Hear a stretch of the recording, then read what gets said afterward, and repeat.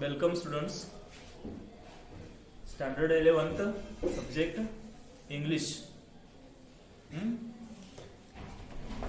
Today we are going to study unit 2.5, and the name of the poem is Nose versus Eyes. The poet is William Cooper. Okay, this poem is written by William Cooper. Nose, do you all of you know that nose? सर्वांना माहिती आहे nose म्हणजे काय? नाक. Eyes, डोळे. Versus असं लिहिलं जातं क्रिकेट मॅचच्या वेळेला. PS means विरुद्ध. म्हणजे काय? नोज, नाक विरुद्ध डोळा. भांडण आहे दोघांचं, डिस्प्यूट आहे. आणि they went in the court. कुठे गेले ते? कोर्टात गेले. कशासाठी गेले असतील? जो चष्मा असतो ना, चष्मा, त्याला स्पेक्टॅकल असं म्हणतात. काय म्हणतात? स्पेक्टॅकल. चष्मा कुणाच्या मालकीचा? Who is the owner of that spectacle? चष्मा कुणाच्या मालकीचा आहे? तुम्हाला काय वाटतंय? का? ओझ कुणावर असते? मग ओझ असणाऱ्याला मालक काय नुसतं बघणार तो मालक. अलीकडं फेन वी किंवा people go into the court, जेव्हा कोर्टात जातो तेव्हा काही वेळेला डिसिजन्स पटत नाहीत आपल्याला, बरोबर आहे की नाही? त्यावेळेला जजचं डिसिजन, अरे असं खरंयचं काय राहिलंच नाही बाबा, बरोबर असं म्हणतो ना आपण, काय खरायचं राहिलं नाही. म्हणजे आपल्याला न्याय जे आहे ते न्याय व्यवस्थित मिळत नाही. अशाच एका न्यायावरती, ह्या दोघांच्या भांडणामधल्या न्यायावरती विल्यम कूपरनी, म्हणजे न्याय व्यवस्था जी आहे, ज्युडिशियल प्रोसेस जी आहे, न्यायालयीन जी प्रक्रिया आहे, त्या प्रक्रियेवरती ते लॉयर, जज, बरोबर नाही, तो गुन्हेगार, व्हिक्टीम, हे सगळे असतात. हे सगळं विचित्र काम असतं न्यायालयाचं. काही वेळेला ते आपल्याला पटण्यासारखं नसतंय, म्हणून त्याच्यावर तो टीका करतो. कोण? हा विल्यम कूपर आहे. तो या कवितेतून काय केलंय? न्याय व्यवस्थेवरती टीका केली. त्या काळातल्या न्याय व्यवस्थेवर टीका केलेली आहे. कळलं का? त्याच्यावरती त्यानं एक उपरोधात्मक कविता लिहिली आहे. काय लिहिली आहे? उपरोधिक कविता. असं आहे ना, उपरोधिक म्हणजे काय? उपरोधिक म्हणजे हास्यास्पद गोष्ट असतात, बरोबर का? अशी कविता आहे. आणि त्या कवितेमध्ये त्यानं सगळ्या न्याय व्यवस्थेबद्दलचं सांगितलेलं आहे. Now open your books on page number 87. 87 पानावरती कविता आहे. त्याच्यातलं आपण आईस ब्रेकर्स बघणार आहोत. जसं 10वी पर्यंत चिटचॅट होतं, बरोबर, वॉर्मिंग अप होतं ना, तसं 11वीला काय गेल्या वर्षी अभ्यासक्रम बदलला 11वीचा, बरोबर. त्याचं प्रश्नपत्रिकेचं स्वरूप पण आपण लिहून घेतलंय, आहे ना तुमच्याकडं? ज्यांच्याकडे नसेल त्याच्यावरती व्हिडिओ पण एक टाकलेला आहे ऑनलाईन, ओके, युट्यूबला, चॅनलवरती शाळेच्या. ते शाळेच्या चॅनल सबस्क्राईब करा आणि तुम्ही काय करा, ते व्हिडिओ बघत चला. आणि ह्या महत्वाचं म्हणजे वहीत लिहिणं गरजेचं आहे. त्यातलं आपण आईस ब्रेकर्स बघणार आहोत. Page number 87. Complete the web with the help of ऍडजेक्टिव्हज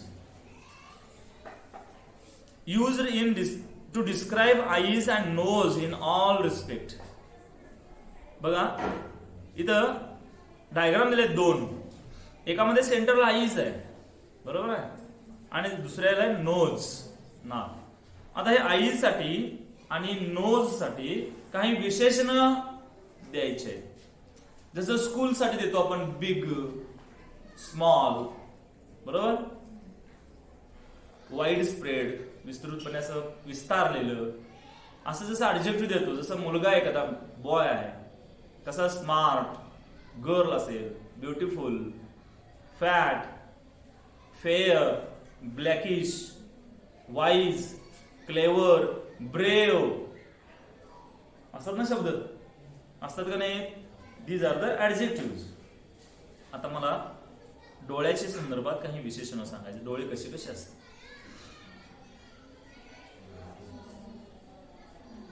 I can see dream in your eyes. मी तुझ्या डोळ्यामध्ये स्वप्न पाहतोय. म्हणजे ड्रीमी आईज, चालते की नाही? स्वप्नाळू डोळे, जे नेहमी स्वप्न पाहत असतात अशा प्रकारचे. आणखीन कसले? प्रोंडिंग म्हणजे काय म्हणायचं त्याला? आपण दुसरं काइंड आईज, दयाळू. खरं तर डोळे दयाळू नसतो, माणूस दयाळू असतो, बरोबर नाही? पण त्या माणसाच्या डोळ्यात काय दिसते? आपली दया दिसते, करुणा दिसते ना. दया, करुणा, कंपॅशन म्हणतात त्याला. काय म्हणतात शब्द आहे? कंपॅशन. तसं काइंड, एक्सप्रेसिव्ह. काहींचे डोळे बघितल्यानंतर आपल्याला काय होते? त्यातून भाव व्यक्त होतात, बरोबर का? डोळे भाव व्यक्त करू शकतात का नाही? करू शकतात. तुम्ही आनंदी आहे का नाही आहे? तुमच्या चेहऱ्यावरच्या एक्सप्रेशन वरनं किंवा डोळ्याच्या आयबॉल्स वरनं कळतंय you are happy or not happy, बरोबर आहे का नाही? काही वेळेला आपल्याला राग आलेला आहे, डोळे लालबुंद झालेले असतात, रेडिश झाले असतात, असं डोळे मोठे झाले, कोठारलेले असतात, बरोबर? प्रेमळ असलेले डोळे ते काय सांगायला नको इथं. त्यातमध्ये प्रेम असं ओसंडून वाहत असते त्या डोळ्यात. असे पण डोळे असतात. आपण काय म्हणतो? Expressive eyes. काय म्हणतो? Expressive eyes. एक्सप्रेस म्हणजे काय? भाव व्यक्त करणारे डोळे. ओके. नेक्स्ट आहे प्रोबिंग आईज. काहीतरी व्यक्त करणारे, प्रोबिंग करणारे, धमकावणारे असे पण डोळे असतात. बघून घेतो तुला, डोळ्याचे व्यक्त करत असतात. आता तसंच नोज आहे, नाक. नाकाबद्दल ऍडजेक्टिव्ह एक दिलंय तिथं, शार्प. एक दिले पॉइंटेड, खाली दिले पॉइंटेड. पॉइंटेड म्हणजे काय? कोपटासारखं, हो, पॉइंट असलेला. शार्प, धारदार नाक म्हणतो ना, धारदार. काय नाक आहे? नाक असं होतं त्याच, असं असते. त्यानंतर डिसर्निंग आईज, म्हणजे काहींचं नाक थोडस मुका असते, तशा प्रकारचं. सेन्सिटिव्ह नोज पण असते. सेन्सिटिव्ह काय नाक आहे रे तुझं? सेन्सिटिव्ह किती आहे बरं ते? म्हणजे सेन्सिटिव्ह म्हणजे काय? एखाद्या गोष्टीची लगेच जाणीव होणार. Smell, different types of smells, वेगवेगळ्या प्रकारचे स्मेल लगेच. तिकडे लांब असतंय, तिथे भजी तळत असतात पलीकडे, त्या मारवाड्यांच्या तिथे, गुजरांच्या तिथे, बरोबर का नाही? एखाद्या हॉटेलमध्ये, आणि आपल्याला इकडे किलोमीटरवर लांब असेल, तोंडाला पाणी सुद्धा चालू. Sensitive nose. Okay. Next activity. Point लिहून घेत चाललाय ना तुम्ही? ऍडजेक्टिव्ह लिहा सगळे घरी, लिहा तुम्ही घरी. आता मी लिहून देत नाही. आता जे हवं ते काय करायचं? हातामध्ये एक पेन्सिल ठेवायची नेहमी, पुस्तक पाहिजे, आणि पॉइंट्स काढत जायचे. अवघड शब्दाचे अर्थ लिहित जायचे शिकवत असताना. ओके. नेक्स्ट आहे given below are some words from legal terminology. Underline the word legal terminology. Legal means न्यायिक, कायदेशीर. Okay. Legal.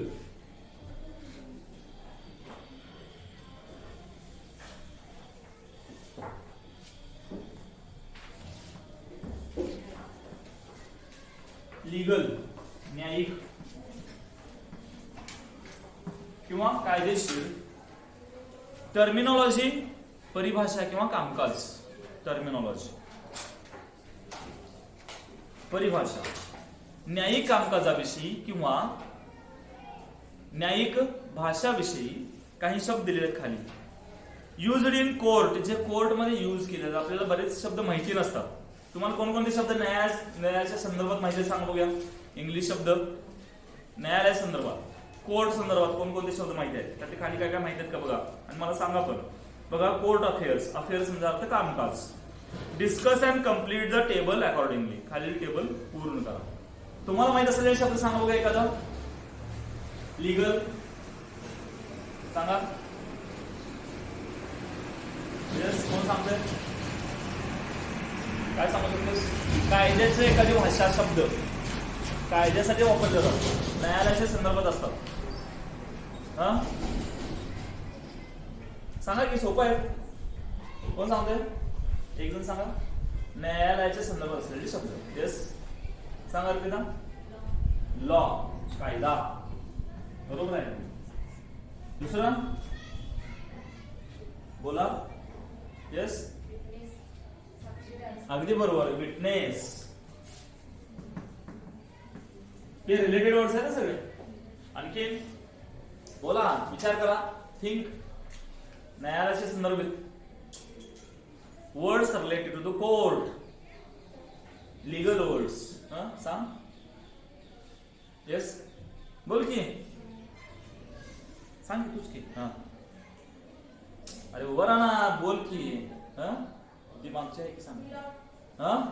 Milord, your Highness, ते वर्ड आहे म्हणजे साहेब, महाराज किंवा जज ना आदरार्थी ते बोललेले शब्द आहे.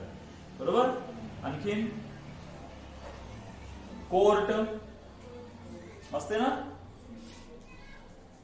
आणखीन तो शब्द ऐकलाय बघा, क्राईम ऐकला ना. केस नाही ऐकलं कधी, केस. आणखीन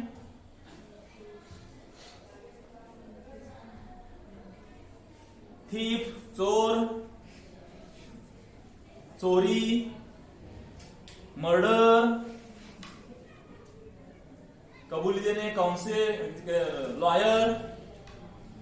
बरोबर आहे.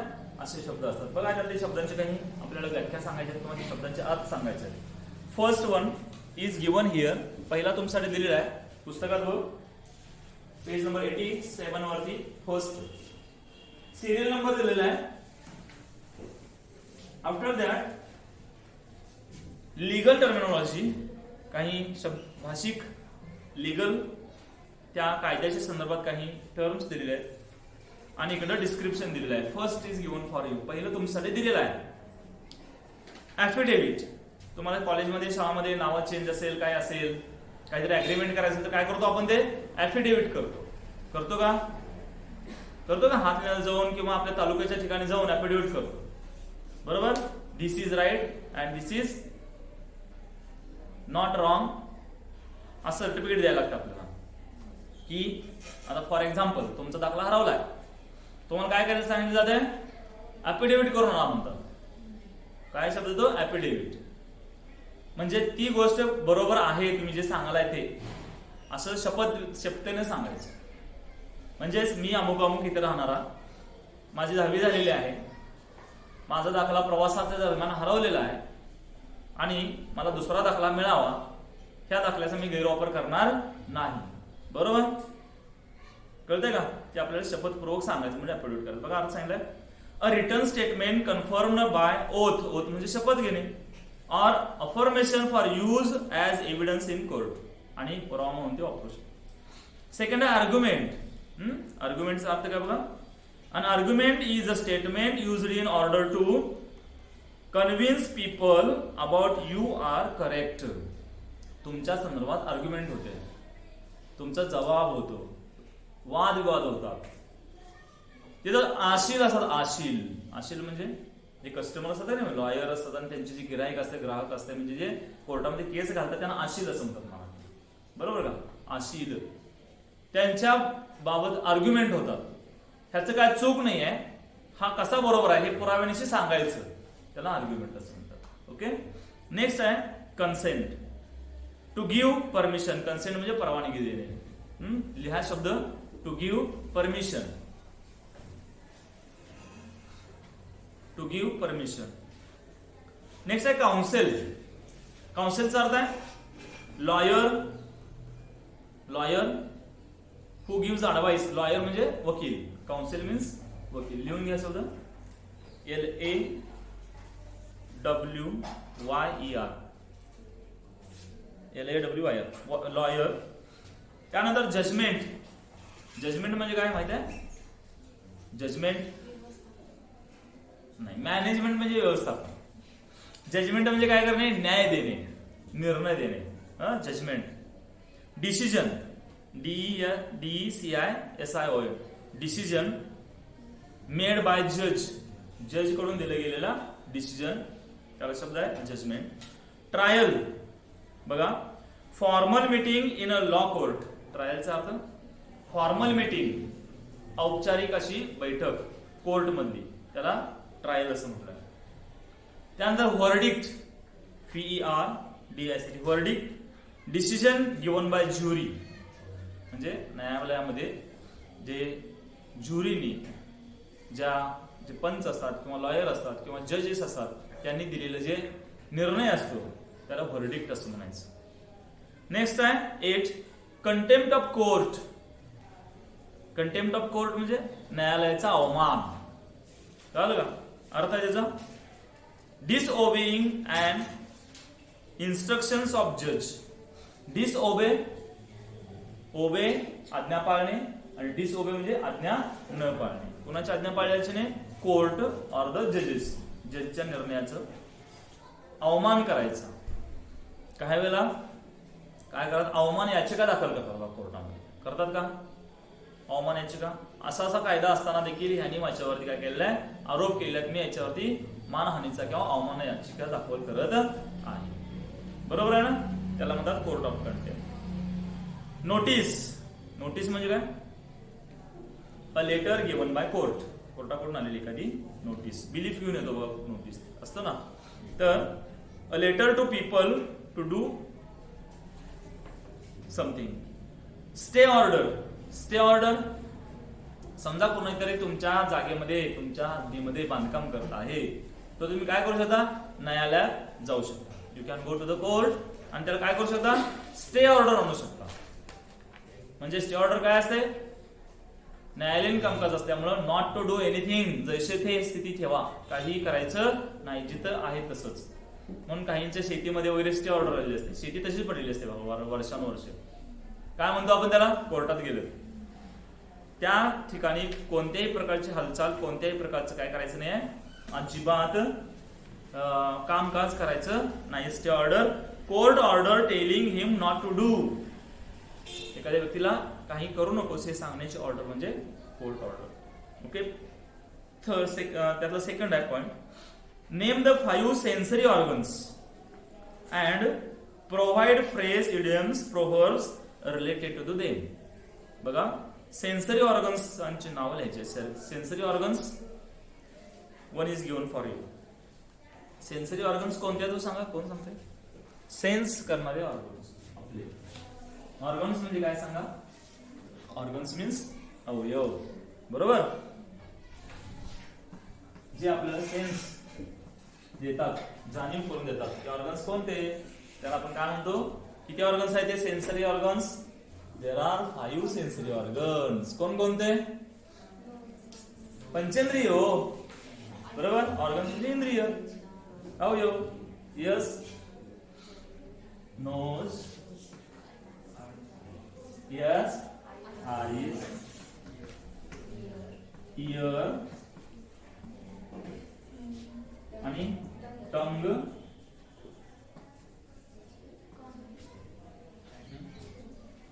काय राहिलं? Yes, skin. त्वचेवरून पण होतोय ना, स्पर्शातून. बरोबर? नोज, नाक, कान, नाक, डोळे, कान, जीभ आणि त्वचा. ह्याच्यावरनं काही म्हणी तयार झाल्या. बरोबर का? म्हणी तयार झाल्यात. सांगायचं आहेत काही फ्रेझिस आहेत की जे आपण दैनंदिन जीवनामध्ये वापरतो. तर कोणत्या फ्रेझिस आहेत?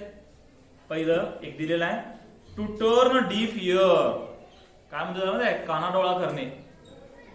कानाडोळा करणे म्हणजे काय? दुर्लक्ष करणे. To pay no attention. काहीही कर. टर्न डीफ इयर, लक्ष दुर्लक्ष करायचं. नेक्स्ट आहे टू टर्न ब्लाइंड आय. लिहून घ्या. टू टर्न ब्लाइंड आय, दुर्लक्ष करणे. To turn a blind eye. Spelling लिहा correct. To turn a blind eye. To be thick skinned. Skin म्हणजे त्वचा. त्याला काय म्हणतात? मला काय वेळेला काय गेंड्याच्या कातडीचं आहे म्हणजे जाणीव नसलेलं. बरोबर का नाही? म्हणजे to be thick skinned.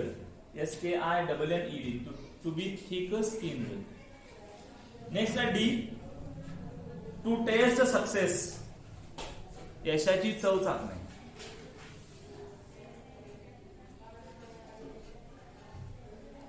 To taste success. Last one आहे to smell something fishy. To smell something fishy. FISHY. Taste spelling आलेलं आहे. हे टेस्ट वेगळं, हे टेस्ट वेगळं. ही टेस्ट आहे TEST टेस्ट आणि TASTE हे आहे चाचणी परीक्षा. आणि टेस्ट काय स्पेलिंग मध्ये फरक आहे. Okay, okay. Page number 88. Now we are going to see introduction of the writer. लेखक परिचय. आता आपण काय करणार आहोत, लेखकाचा परिचय पाहणार आहोत. William Cooper. बरं काय आहे विल्यम कूपर, कोण होते? William Cooper was one of the most popular 18th century English poet. 18व्या शतकातील पॉप्युलर म्हणजे फेमस, 18व्या शतकातील अत्यंत प्रसिद्ध असे, पॉप्युलर असे एक कवी होऊन गेले. आणि ते इंग्लिश पोएट होते. Composers of hymns. Write down the word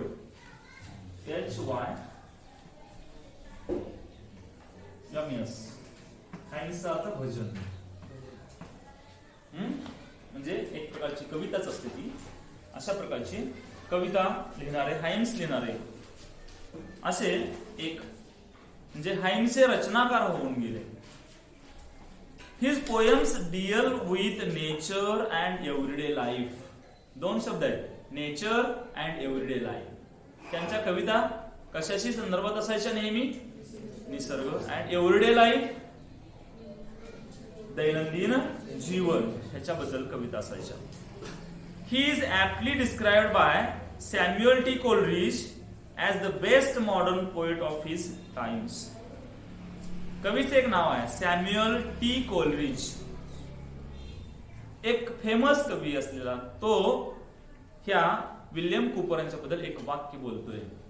काय वाक्य त्याच्याबद्दल सांगितलं बघा. ते वाक्य काय आहे तर म्हणजेच विल्यम कूपर कोण आहेत? बेस्ट मॉडर्न पोएट, म्हणजे अत्यंत उत्कृष्ट असे एक आधुनिक कवी म्हणून त्या कोणाकडे पाहिजे जाते? विल्यम कूपरकडे पाहिजे जाते. हे वाक्य कोणाचं आहे तर सॅम्युअल टी कोलरिज यांचं आहे. बरोबर, ह्यांच्याबद्दल काढलेले उद्गार आहेत. Next, though he studied jurisprudence, he later admitted that he was not much inclined to the legal profession. Though जरी ही स्टडीड, त्यांनी अभ्यास केला असला कशावरती? अंडरलाईन करून घ्या शब्द ज्युरिप्रुडन्स. ज्युरिप्रुडन्सचा अर्थ आहे न्यायशास्त्र. जरी त्याने न्यायशास्त्राची पदवी घेतली असेल, न्यायशास्त्राचा अभ्यास जरी केला असला तरी ते मान्य करतात. ऍडमिट मीन्स मान्य करणे. ते काय मान्य करतात?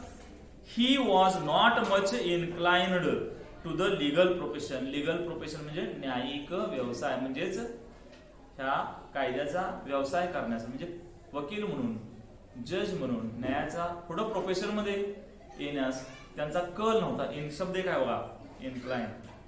इन्क्लाइन म्हणजे कल असणे, आणि no incline, never incline. No incline म्हणजे कल नसणे. आणि ते म्हणतात, मान्य करतात, मला कायद्याचा अभ्यास जरी केला असलो तरी मग त्यामध्ये इंटरेस्ट जास्त नव्हता. He wrote, happy is the one who know just as much of the law to make himself as little Mary now and then with the solemnity of the judicial proceedings. ते काय म्हणतात बघा, he is the happy is the one who knows. आनंदी कोणाला म्हटलेला आहे? who knows the legal, who knows the law. law म्हणजे कायदा. ज्याला कायदा जास्त माहिती आहे, ज्याला कायद्याचा अभ्यास आहे, तो नेहमी आनंदी असतो, असं त्यांना ह्या ओळीतून म्हणायचं आहे. Nose versus eyes, last paragraph. Nose versus eyes is a satire on the judiciary system.